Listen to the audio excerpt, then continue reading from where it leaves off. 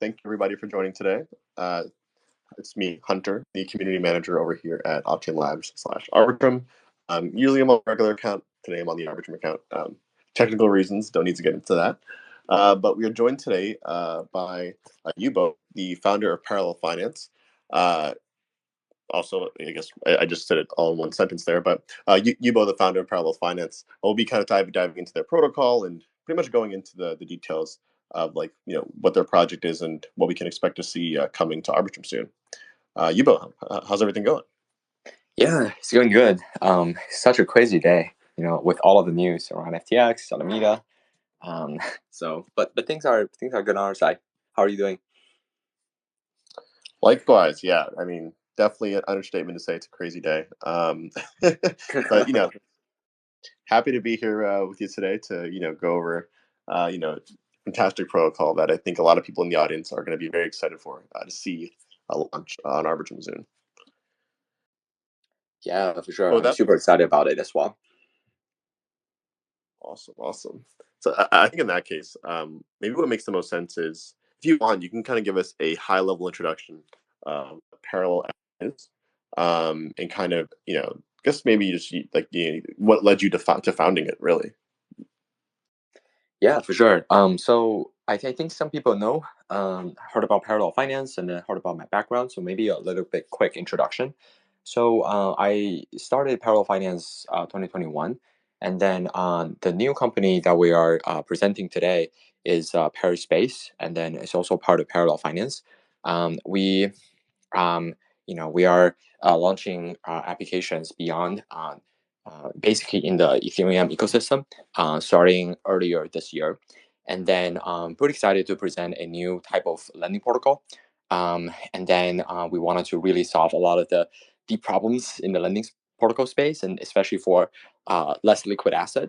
And then over the last few months, we have been building, and then I think in about roughly couple in the next couple weeks, we're ready to go, and then we'll deploy our Arbitrum as well, and then that'll be a super exciting time. Just to make sure, I think we have a clear differentiation. So, what are the differences, or maybe some of them are the same, between Parallel X, Parallel Finance, and Paraspace? Yeah, so sorry, the name is a little confusing. So Parallel Finance is a DeFi one-stop shop for the Polkadot ecosystem, and then perhaps also other multi-chain ecosystem. We have the largest amount of TVLs for both lending, trading, crowd loan, and then things like that. We also build solutions for Parachain, which is sort of a layer two for Polkadot, to easily launch their chain through our solution. And in the future, we're gonna sort of make better solutions on top so people can rent it instead of do the auction. And then Paraspace is the new protocol that will be on Ethereum. It started by myself and then some of our team member. We have additional fundings from a little bit different type of investor, but we also reserve a portion of the new token, potential new tokens in the future, to the existing token holders. And then so Paraspace is this lending protocol for non-fungible and fungible assets that will be deployed on all EVM chains. Parallel X is a sort of forget about it for now. We or originally planned to use Parallel X as an internal name, but then we at this moment of time we wanted to make a little bit distinction between two protocols to not confuse people too much. So just Parallel and Paraspace. Okay, okay, that totally makes sense. In that case, then maybe we can get into because Paraspace is more for the EVM based in this case, Arbitrum, Yeah. Arbitrum specifically non fungible and fungible tokens. How does this differentiate itself from like any existing lending protocols? Yeah, so there are generally two big distinctions. So one of them is that we have a cross lending, cross margin capability, and then we support a lot wider range of collateral assets. So typically, our protocol supports the typical sort of profile pics, the blue chip NFTs. We also support ERC20. At the same time, we also support Uniswap V3 LPs, which is also another type of NFTs. So the goal here is to uh, try to allow anything to be borrowed against anything, right? That's kind of the long-term ideas and vision. And then we believe that the cross margin model is actually very beneficial for the user, especially for the people who hold multiple type of assets. Um, so for the people who don't know much about cross margin models, it's essentially a liquidation model, right? So when you borrow against your collateral, you can put multiple assets into one bucket, and then you borrow some, money. If one of the asset goes down in terms of value, but then the other type of collateral goes up, you may not get liquidated, right? In comparison, there is the isolation model, where you use one collateral and then you borrow some money. So, for example, Maker, right? You use some specific asset and you mint some DAI. So if the asset goes down, then you will be auctioned off. The collateral will be auctioned off. So you cannot do the inter-collection hedging or inter-asset hedging. So that would be the big distinction. And then go back to the question on the what are some other differentiation. The second one is that we created a new ways of risk customization. Since we have so many different type of asset on the platform, we actually allow the user to predefine the lenders to predefine a range of type of asset that can that they wanted to underwrite. Right, the upper risk tiers, how much risk that I'm willing to take. What is the maximum amount of risk I wanted to take? What is the lowest amount of risk that the lender wanted to take, so that their capital can be borrowed against. So it's it both have so this model both provides a mechanism to provide higher efficiency, but at the same time control, customize the risk for the lender. I think number three, perhaps we also have a very secret apps built on top, which is a buy now pay later, especially for NFTs. And then people can pay essentially zero down payments on the system through the new way that we design. Ooh, if I may, maybe we can dive a little bit Mm-hmm. deeper into the, especially into that last one. Actually, Sure. like how does that work? How Mm. does one like do on chain away? Is what it sounds like. Yeah. So how to do. Sorry, just I called it on chain layaway as a joke, but like, yeah, how does one do the whole like buy now and pay later kind of thing you mentioned? Oh yeah, yeah. How does that So work? absolutely. So basically, yeah, yeah. So the way that it works is that um say for example you have a bunch of let's say you have a bunch of board apes, and then you want to buy a CryptoPunk, and but you don't have money.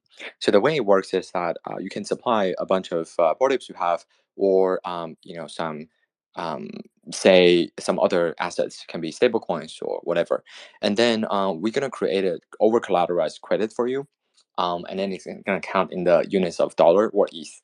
um, and then you use that credit to the buy now pay later platform to purchase any NFTs you want into one transaction. Say you want to buy three punks, then you put them all together.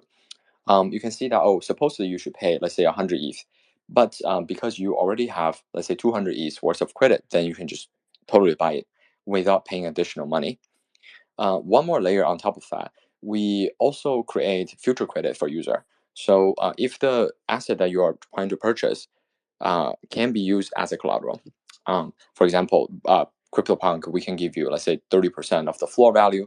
Then we also counted the future credits for you.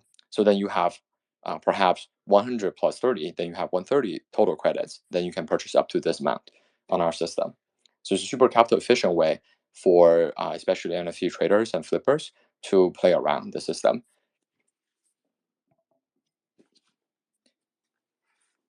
Very interesting, and I think actually, if I may have you expand on another thing there, you mentioned the ability to kind of do this with also NFTs, and you mentioned crypto, for example. Is like, to have this happen for NFTs, like, does there need to already be an established market for these NFTs? Like, can it just be like, like an NFT, let's say a project that launched like tomorrow, for example, Mhm. or again, like, does there need to be the kind of deep liquidity for said NFT? Yeah, so for sure, like at the beginning, we support only the top traded NFT projects. Going forward, since we have this risk control model, we are able to list smaller capped NFT projects as well. It's just that the lender have to define how much risk are they comfortable underwriting, right? If the lenders are comfortable underwriting lower tier NFTs, then yes, you will get instant liquidity as well. But obviously, there are potential losses if the liquidation didn't happen accordingly. Gotcha. Yeah, no, because I just asked that because I know that I know that there are different kind of ways to kind of to take advantage, I guess, of NFTs in this way, especially because they're non fungible. It's a lot different than just having a liquidity pool, kind of sitting there and waiting. Um, but very interesting to hear y'all's approach on that. Mm-hmm. Yeah. Yes, So if I'm, yes. So oh no, yeah, go a for lot it. of Sorry, thinking. go for it. Yeah, no, no, no. I'm just saying that I agree with it. Yep.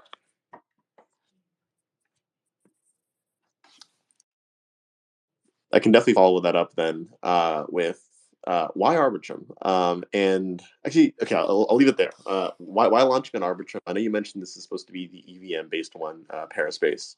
But yeah, like, what are your thoughts there on why layer two? Yeah. So first of all, we wanted to launch on as many EVM chain as possible.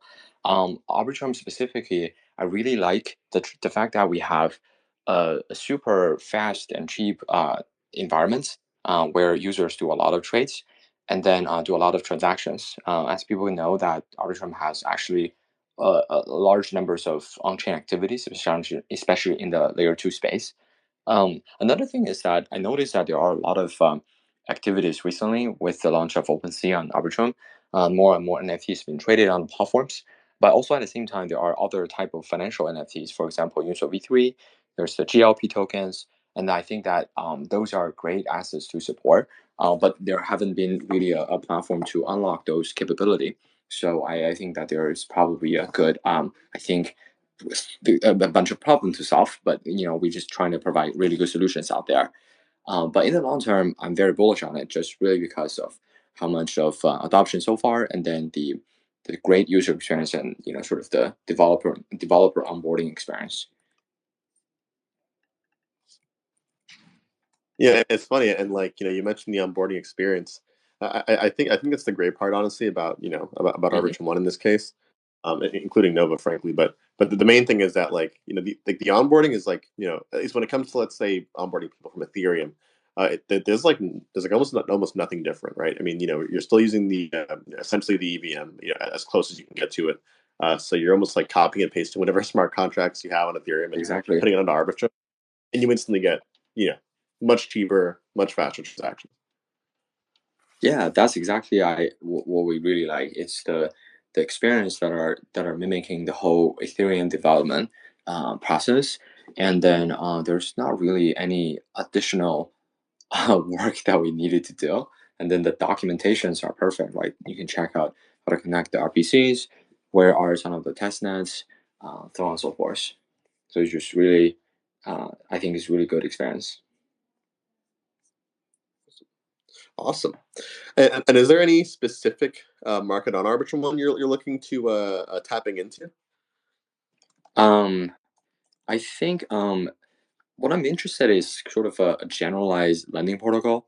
So the idea here is that on the back end, on the bottom, we wanted to build a sort of a more generalized lending protocol, and then to solve the basic money market demands, especially for long tail assets, right? Um, I think specifically for Uniswap V3 and then Profile Pix NFTs, and then perhaps some other financial derivatives are the markets that we want to tackle. And then on top of it, we're thinking to build a couple applications. Could be leverage trading, could be buy now pay later. Although buy now pay later is actually ready, people can play around on our testnet. In the long term, it I think it really depends. We're kind of doing a lot more research on it, and then I think just facilitate better DeFi experience in general. That's the direction we're being looking at. Oh yeah, and I'm sure since you guys are deploying like you definitely know there's no shortage of great DeFi protocols on Arbitrum. So I'm sure you guys would just be another addition to I that know. list. Yeah. So Building. yeah, yeah, Go yeah. for it. Go for There- it. yeah, there's a pretty vibrant DeFi ecosystem right now. I really like the innovation here. Are there any ecosystem collabs we can maybe look forward to? Mm, ecosystem collapse. I think maybe with maybe like I think other what I'm thinking in the short term, perhaps like more of Oracle system to work with, um, and then like especially for NFTs, we start with the floor oracles, but in the future we have some ideas of how to price it even better with the help of some other pricing provider, and I think those are great like sort of ecosystem partner to work with. Um, and then like more projects obviously to get them on board, those are really important for us. No, of course, and it's funny. I think I remember the last space that we did, but I feel like some of these collabs that like projects do when they first onboard Arbitrum, they're almost like it's almost like growth hacking. Like you're plugging this to another project's community and kind of absorbing it as your own. But all it's a mutually beneficial, right? Because you have a working product and so does the other team. So it's a great way to collab. That's for sure. Yeah, I can totally see that. um, have you guys been looking into any new and interesting DeFi or NFT projects recently? Oh man, there's so many that I can list. I feel like there are. I definitely don't want to get in the habit of listing DeFi projects only because if I don't mention one, people get mad at me. But actually, I guess one I could mention actually more recently that was actually had a pretty interesting thing happen to it was Y2K that launched more recently actually, Mm, and during this kind of crazy period we had kind of happened. I think it was today or either today or yesterday. I think it was today because as you know everything went nuts. Um, you know, they're like stable vaults there, and like mm, and like essentially a hedge for like if a stablecoins depeg. One of them did, and users in that vault got like a ton. Pretty much got a huge reward for it essentially, which is kind of the point of the vault. But so mm. stuff like that, integrating with again products like Paraspace and frankly like any type of integration that makes sense at the end of the day is really what makes I think DeFi so cool because you can just keep on innovating, right? It's great. Yeah, and then you can really just build on top, and people have this atomic interoperability, and then a lot of really interesting application you can build on top. And then No, in totally. light of the recent events, right, FTX, sort of the issue that happens, and it seems like people have the rumor that they are insolvent, and then they move users fund, and that's not even possible to happen in DeFi, right? Everything is transparent, it's on chain, it's auditable, and you can trust the code. That obviously the money is in the smart contract, right? Um, so I think this is actually like a really um, like big lessons for the people to like to understand that um, a centralized party without transparency on their balance sheets, um, at some point it will lead to disastrous events or behaviors that people cannot control from outside perspective. And so I think the industry is actually moving toward this more um, accountable and transparent financial ecosystem where it can be the backbone of the future financial system. We perhaps can have upper, consumer on ramp applications that are more centralized. I think that's okay, but then I think that the backend got to be on chain in order to protect users' funds and then make sure that it works just as how the company is marketed. Right. And you know what? Listen, if you're going to be centralized, at least just tell us. Just let us know. No hide from Yeah, us. yeah, exactly. Yeah, uh, yeah. yeah, figure that. I think in that case, maybe we can kind of, if I may, maybe get your thoughts a little bit on a couple of higher level topics here. Um, what is your kind of thought process on, or at least I guess your opinion on the multi-chain feature and how Paraspace and Parallel Finance actually are looking Mhm. to approach that? I think we're gonna probably see more and more tractions on the Ethereum ecosystem. Let's say 70% of the user activities, capital, or even larger amount of that. Other layer one ecosystem is not going to go away, but I think that the importance will gradually go down. Mainly because I think the fact that people are trying to find a place where we have larger sort of I would say like credible neutrality, and then the capability of censorship resistance. I think a lot of other, I think a lot of the recent events, especially the blowups, proves one more time that some of the ETH related chains are more durable. So then the question will be, okay, what are the 20% market share going to go? I think um, it's going to be more dependent on the sort of the how the market evolved, and then there will be a lot of newly formed economic zones that have maybe perhaps a little bit different special demands. Um, for example, in some countries, maybe they prefer to be more centralized and have more control. Then fine, there may be a chain that really specialized for that specific area. And then I think for a global settlement layer, probably the winner will be one, or maybe two, but I think one is more likely. And then if we talk about the multi-chain on Ethereum, I think it's very interesting. So there are people talking about sort of the app chain future. So every single app have a chain itself. I think it's very likely to see, first of all, like a couple of the large apps that doesn't really need atomic um, interoperability that will create their own chain. Could be a GameFi chains, or could be a trading chain. Um, and then we can see a lot of generalized EVM layer twos, layer threes, and people can build on top. And then if you want to do some atomic, so do some interoperability, then you have to wait until some cross-chain bridge transfer or things like that. Um, and then we can probably just go from here.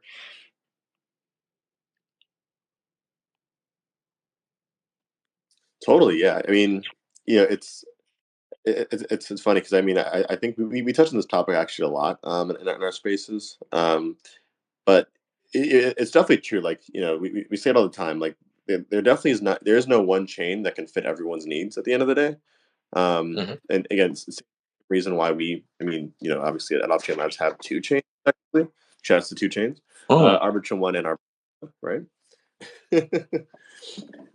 yeah. But yeah, but just, different chains fulfill different needs. But I definitely agree with you there. Yeah. I can definitely think so. I can also see a lot of the great developers in this space will launch multiple chains. If you look at Polygon, they have so many solutions, right? For perhaps each of the industry demands for use cases. That's probably also what we're gonna see. It's just that like one or two really generalized settlement layer as a huge winner. All of the assets are recorded on that, and then you have plenty of different use cases, like smaller use case based chains or application based chains, or even smaller like smart contract platform that people build on top. Um, but it's not going to be too much. I think that a lot of the times people still prefer to build something relatively easier, for example, a smart contract app versus building the whole chain. I think there's only a portion of the team has the economic incentive and has the enough developer resources to launch a chain. Most of the people, I think, still going to choose to launch an app, right? If you think about the Web two example here, right? Most of the people choose to build an app, right, on AWS or GCP. Um, and there are some companies obviously build their own database, right? Build their own data center, or maybe their servers, like physical servers. But those are just the biggest companies in the world, right? So I kind of see that's where we are going. The largest application, once they control sort of the user flows, brands, and then they can obviously develop a chain themselves. Most of the application will just stick around with a current, uh, let's say, layer two solutions. Oh yeah, no, I definitely hear you there. And I guess just to kind of continue off that thought, uh, how do you see maybe like I guess lending change, for on-chain assets, of course, within the next. I mean, I want to say 5 to 10 years, but I mean, Hmm. frankly, I'm sure we'll see a major change even in a year or two, with how fast the space moves. Yeah, yeah, yeah.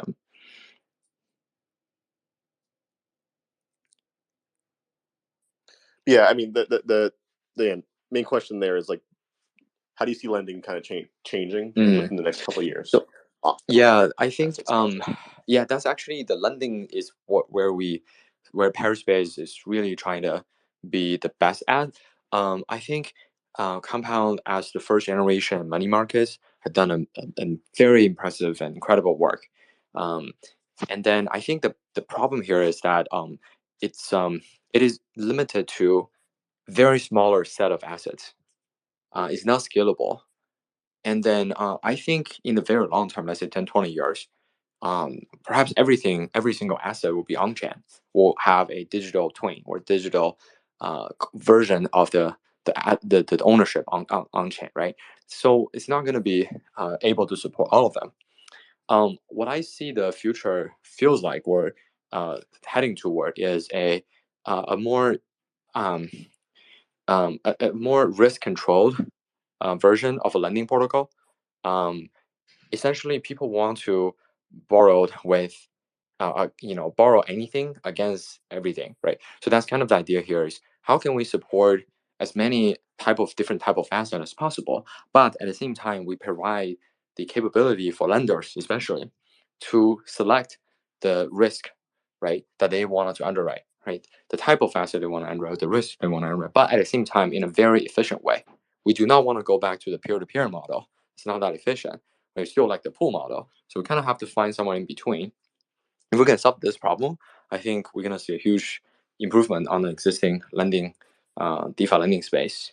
And then every single asset can be built on top. Even the lending protocol itself can be its own sort of app chain in the future, right? You have a bunch of an asset in the on let's say Ethereum layer one or layer two, and then on top of it, if people want to have more advanced lending, right? If you want to select only three assets, I want to underwrite, you have to search through all the available liquidity pools.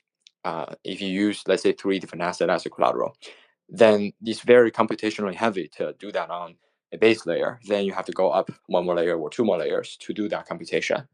Um, I think the liquidation portion specifically need to be improved as well. A lot of people notice that there is only one liquidation line. I think in the future it can be a little more dynamic, and then that help user better control their health without too much manual intervention. But at the same time, design a more flexible auction system that can support wider range of asset. Right. So for liquid asset, it's perfect to use the fixed discount model. Give 5% discount on ETH, then somebody will buy. But for not liquid asset, for example, NFTs, 5% might not be enough. So you kind of have to use an auction mechanism for the price discovery.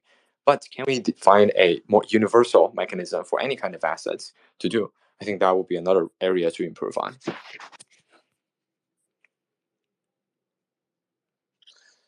And do you think that we're like close in any way to like this? Hmm. Um, I guess you would say like perfect lending platform, or do you think Hmm. there's just I don't know. I guess I'm not. Yeah, I've used a lending platform before, but yeah, I guess it's hard to know like what specifically needs to be improved upon for everything to kind of come full circle. Okay, like this is more or less like the optimal version of a lending platform that we'll want to have essentially. I think it's getting pretty close. And in fact, that we're working toward this direction. Our V2 is a completely, you can think about our V2 is similar to Uniswap V3 but for lending protocol. We have a lot of design involved, and then we support a lot wider range of assets but super efficient. It should be here pretty soon. In my opinion, I think it just one, we requires some levels of, like I think some levels of innovation on the lending model itself, or even like complete redesign of the existing lending model.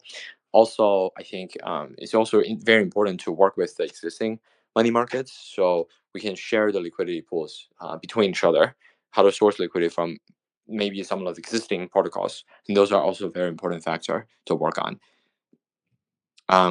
But in my opinion, I think it should be happening pretty soon. And now you guys can see many lending like siloed lending markets, right? Or money markets. Some of the money markets specifically designed for derivative tokens. I also see a bunch of lending protocol specifically designed for NFTs, and then there are also some lending protocol just designed for one chain, right, or one type of asset. I think that's fine. It's just the beginning of the lending markets. In the future, all of them should be uh, interconnected, right? Your you are able to underwrite multiple pools at the same time. That's important. But also at the same time, if you have multiple levels of collaterals, you can also use them in a cross model instead of an isolated model, right? Nowadays, if you have, let's say, three type of asset, super liquid asset, you have to go to one app. Non-liquid asset, you go to another app, and then for derivative token, you go to the third app, right? So it's cumbersome to rebalance across those three apps, and then it's complicated to manage around it. So the better model, obviously, is that you can enjoy the cross mode experience, right? Everything connected with one health factor, but at the same time, you are not paying worse interest rate, right? You're paying um, based on the pro rata shares of your collateral, and then you're only paying certain interest rate for one type of asset. The other type of asset you're paying different interest rate, and then you just pay the sort of the weighted average interest rate. I think that would be a better model. So again, like the thing here is that if we just put all of the asset into one simple money market, it won't work. As I said, like one, we're charging the worst interest rate. Second of all, the risk is just too high for lenders. You're just assuming that lenders are okay underwriting everything, but that's not the case for all of the lenders.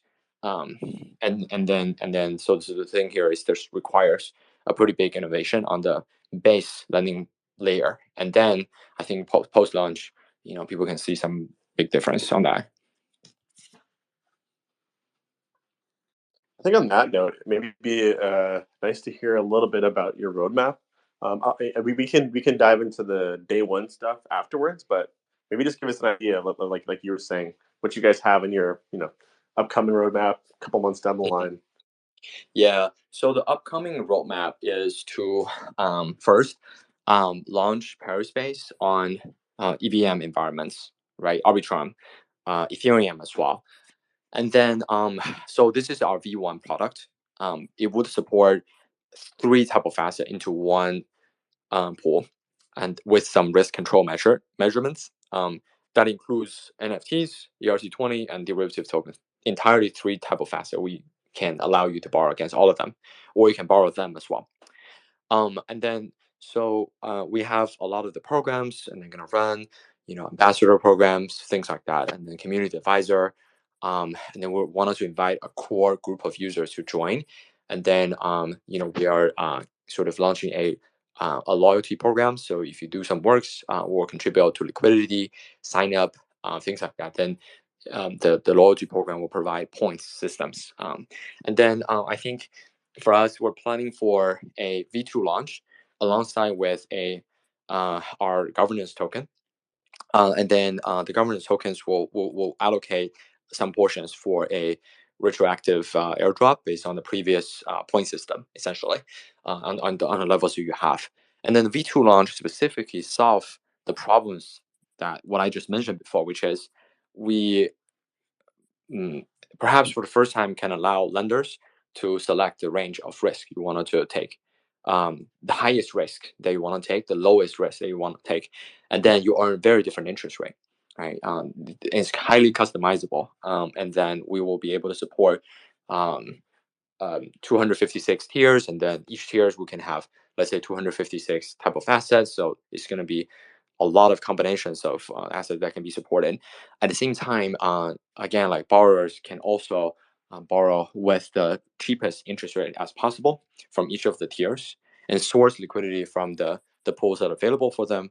But at the same time, maintain one health factor versus multiple, which will represent the same borrow experience as people have on Aave and Compound.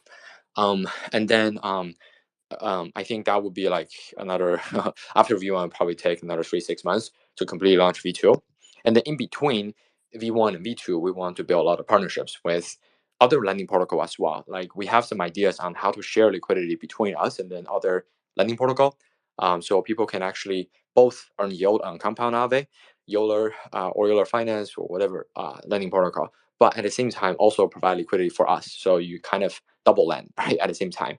We can do that as well. So we're going to build a lot of partnerships, also with collections and then big holders, other chains, and then after V2, eventually we wanted to have like V3. We wanted to have the lenders to essentially underwrite like to the most granular levels, like they can define the risk to the most granular level, to the asset or even the model level. Then we might be able to support way wider range of models. What I call model is more like an underwriting model that includes how you price the assets, how you liquidate the asset, how you provide LTVs. Is it going to be a fixed term loans or is it going to be a floating loan, like perpetual loan? And then so the lender can select a wider range of models that they wanted to provide.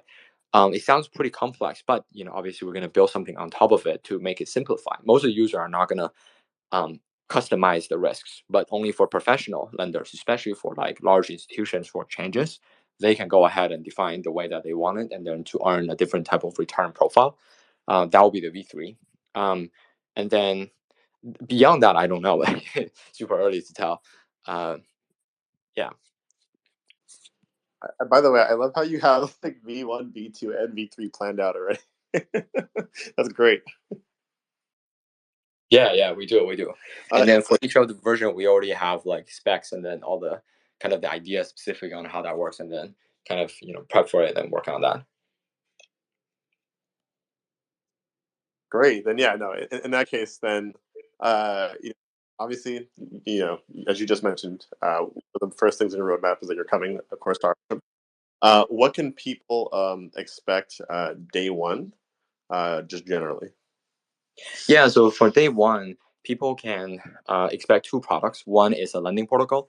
The other one will be a buy now pay later.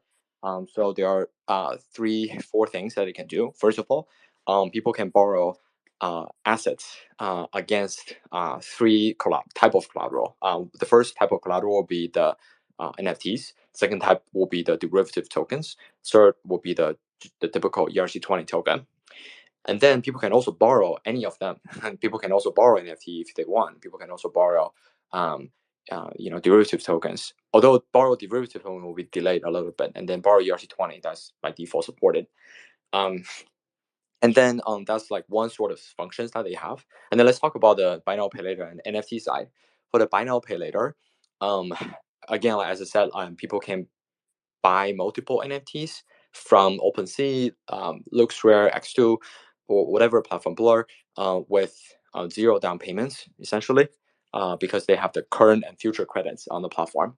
At the same time, they can also do a collateral swap, or we can call it collateral listing. So while you are using the platform to borrow, right, for your NFT, you can also at the same time let other people to give you an offer, right? It's kind of like an instant loan first, but at the same time you can wait until someone else give you a better offer so that you can sell it. So that's kind of a V1 functionality as well. Awesome. Yeah, I think then on that note, we can actually throw it to the community if they have if any questions. So those of you who are in the chat, if you want to maybe raise your hand and you want to ask Yubo any question about Paris or anything else, feel free to raise your hand and we'll bring you up.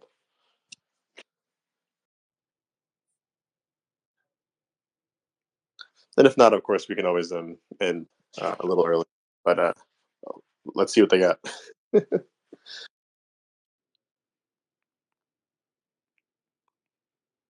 All right, we're bringing up Telix Goldens. Uh, Let us know what you got.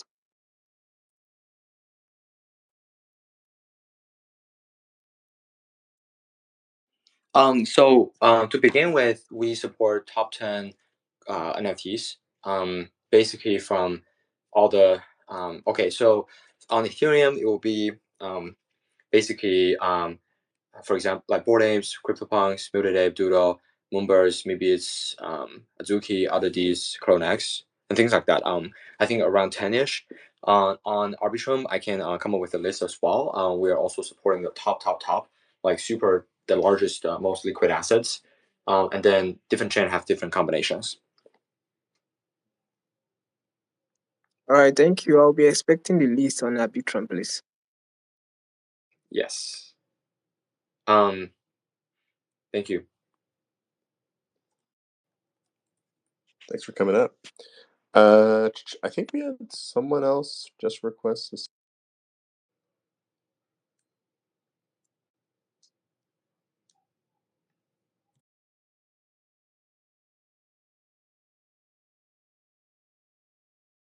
There you go. Always someone at the nick of time. Bringing on Sheik Rayan. Hopefully I said that correctly. You got the floor, Sheik.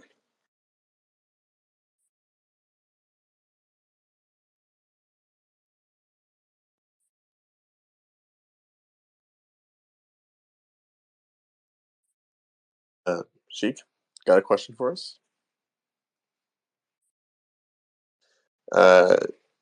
You're able to speak. Just make sure you unmute yourself from the bottom left. I'm not sure if you realize if you're muted or not. There you go. Can you guys hear me?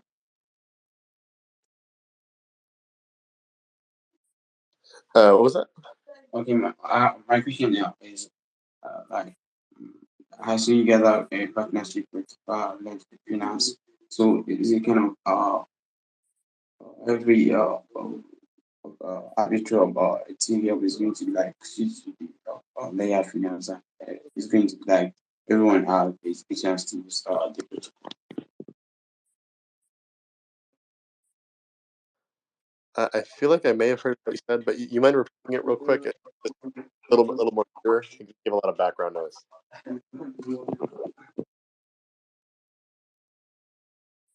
Okay, my question is about Parallel Finance. Like, how is it like integrate to Arbitrum layer 2 blockchain? And how is it safe for everyone to use?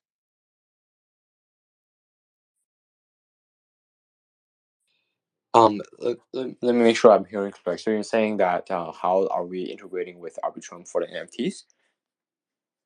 Yeah, yes, and how is it safe for everyone to use?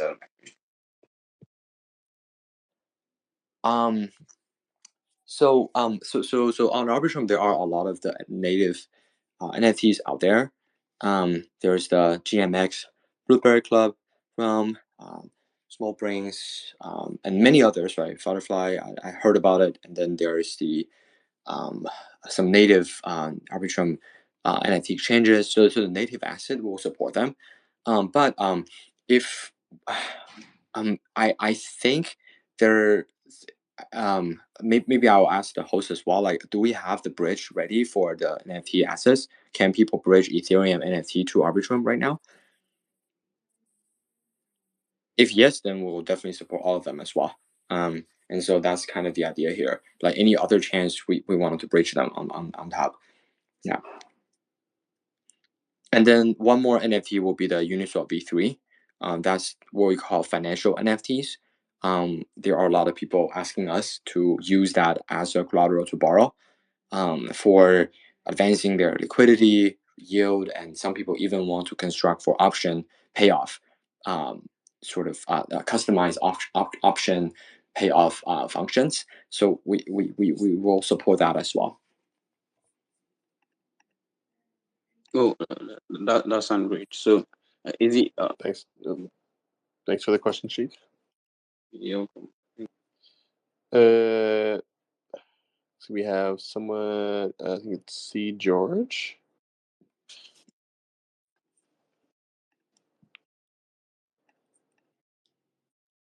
George, you got the floor. Thank you. So I'm just curious, how are you guys planning on determining, let's say, for example, a board yacht, NFT, how are you guys planning on determining, we'll say liquidation liquidation price on those various NFTs? Yeah, so we actually use a loan to value model. It's roughly around 30%, and then we have a liquidation threshold that is around maybe 70%. There's a space, and then those parameters are determined mainly by a quantitative research. So we did the value at risk research, and then we did the conditional value at risk, and then we calculate what is the average loss given the tailwind events that we need to that average loss when we need to fire sell a specific Bored Apes or multiple Bored Apes at the same time. How much floor discount we have to give. So with those numbers, we determine the initial models. And then going forward, we have a new version that give a little bit dynamic LTVs and liquidation thresholds. And then it is a little bit dependent on the rarity. So for most of the NFTs, it will be exactly the same. But for the top 5% most rare NFT, there will be some sort of linear relationships. So we'll give a little higher LTVs for those super rare NFTs out there, so that they can borrow a little more money. And then again, like we're using also an auction model when the Dutch auction. So when actually the user trigger the liquidation, we'll run a Dutch auction. So there will be some levels of price discovery. It won't be just sell below the floor, but it will start from, let's say, a lot higher than the floor, and then all the way down to lower than the floor. So hope that answered your question. Perfect. Thank you. Yeah, you're welcome. Thank you, George. All right. And I think we have another one or two people here. Bam, we got Sky Coach. Sky Coach, what do you got for us?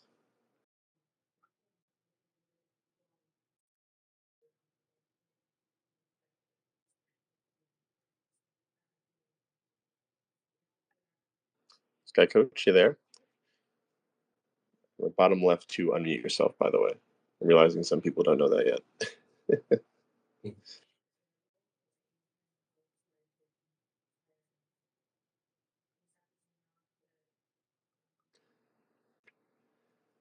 All right, just in case, Sky, if you want to speak again, just raise your hand. We'll bring on Pulse over here. We may end it after Pulse, just in case. I think I don't see any more hands up.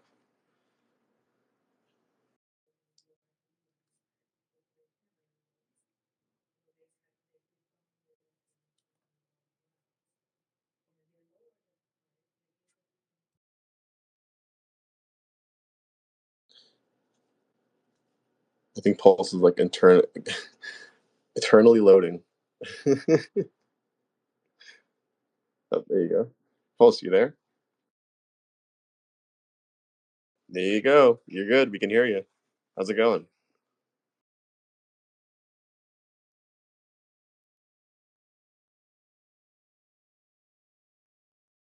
What do you got for us? What kind of question you got for Parallel?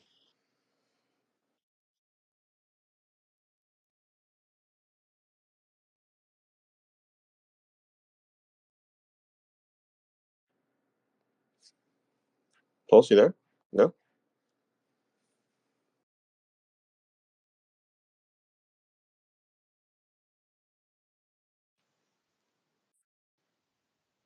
You cut off there. What was that again?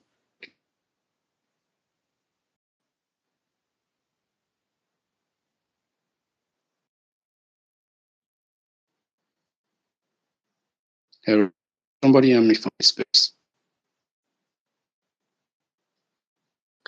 I think you're talking, but it's being cut off though.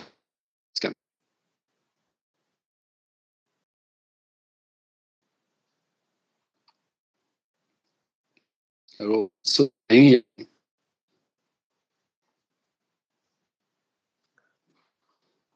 Sorry, Pulse. If you want, maybe try coming back up. I think we might have to check that internet connection because you're not really coming through here. Just in case, we'll bring up a whole last person in case Pulse doesn't raise his hand again. Juan, how's it going? Hello, friends. Can you hear me? Loud and clear. Right, that's right. Okay. For Hunter, don't worry, because I'm not dealing like his mode today. So, my question is: we're seeing a market crash today, and we saw a lot of this caused by a lack of responsibility for some DeFi protocols, centralized protocols like happening today, and these facts make regulation hurry to be up, and even harder to protocol to adapt at. And at this moment, parallel think about regulations problems or regulations moves to anticipate and probably a regulation, or aren't worried about it?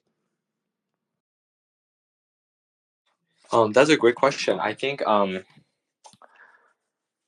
we worry about it for sure.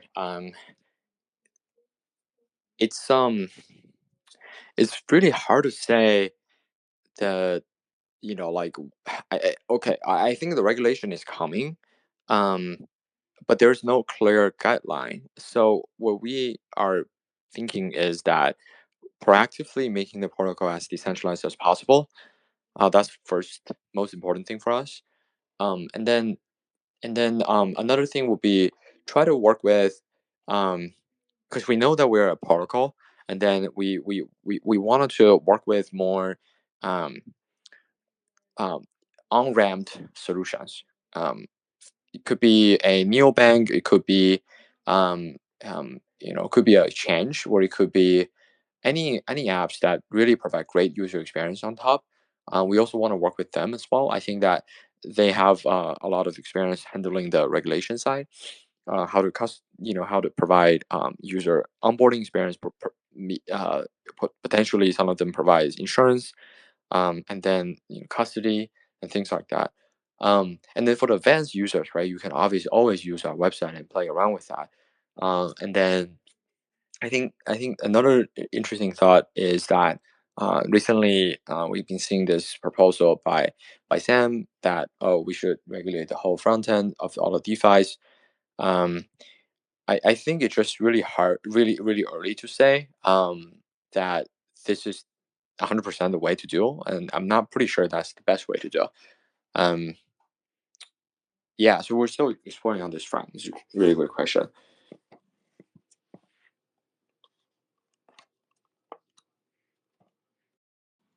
Okay. Thanks. Good for your time. Thanks for your time, and thanks for this space for us of my Thank question. you. Yeah, thank you. Appreciate this. Thank you, Juan. All right. And Yubo, just in the interest of time here, for those who are interested in joining the Parallel community, how can they go ahead and do so? Or even if they want to contribute, what's the best way for them to do that? I think maybe you can follow our Twitter, follow our Perispace Twitter as well. We have a Discord channel, and then since we're launching, we're actually going to launch a testnet campaign in the next I think weeks or so. So yeah, so definitely if you're interested, check it out, the website, check it out, the apps, and then you can also DM me any questions, or DM our team any questions. We're happy to answer. Awesome. Again, Yubo, really appreciate you getting on today. Look forward to your launch coming soon. And yeah, we'll see you guys in the next one. Thank you. Bye.